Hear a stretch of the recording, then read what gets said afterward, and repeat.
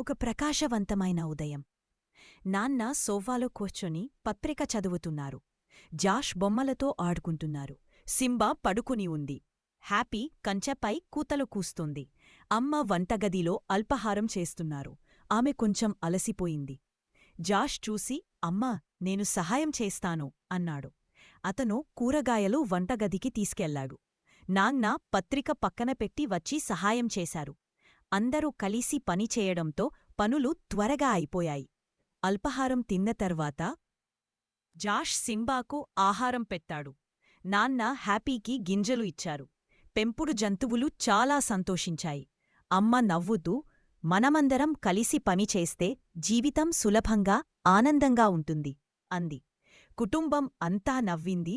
జంతువులు ఆనందంగా ఆడుకున్నాయి.